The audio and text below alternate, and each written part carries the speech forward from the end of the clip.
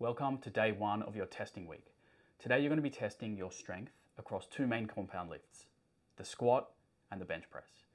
Now you're going to start by doing a lower body warm-up, so you can follow the video that I've got linked there, which is my ramp protocol. Raise, activate, mobilize, potentiate. That's the structure.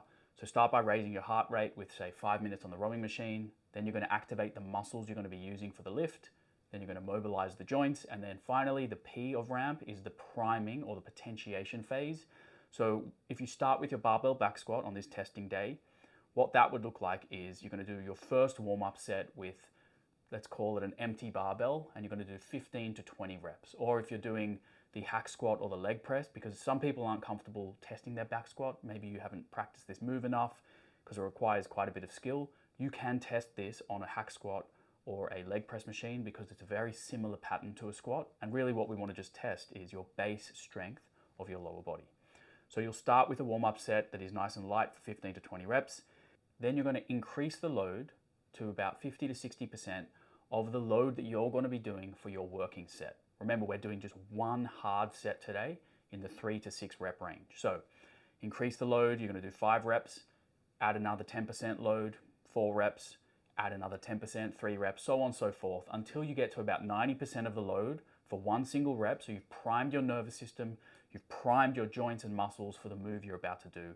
Then you're going to load up the barbell or the hack squat or the leg press with the weight that you think you can do for an all-out effort, 10 out of 10 effort for 3 to 6 reps, somewhere in that range. So by the end of your final rep, you shouldn't be able to get another rep. It should be not true failure, but basically 0 reps in reserve. So it's a really hard set, and we're just going to do this once. This is our testing day.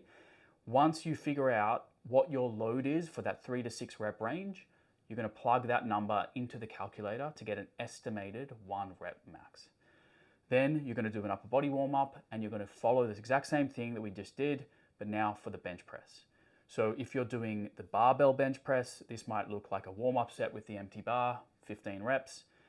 Then let's say, just to make it easy, let's say you're doing 100 kilos, you think you can do 100 kilos for 3 reps.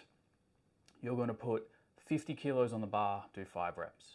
60 kilos on the bar, do 4 reps. 70 kilos for 3, so on and so forth, until you get to about 90 kilos, you'll do 1 rep. And then you'll put the 100 kilos on the bar and you'll try to do your 3 to 6 reps with that load. Again, you're going to plug that into the calculator and get your estimated 1 rep max.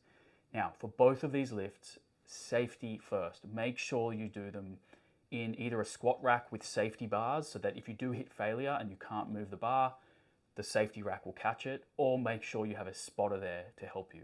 Ideally both. We want to have the safety rack set up because some people don't know how to spot very well and things can still go wrong. So safety first, set up the squat rack, make sure you have those safety bars.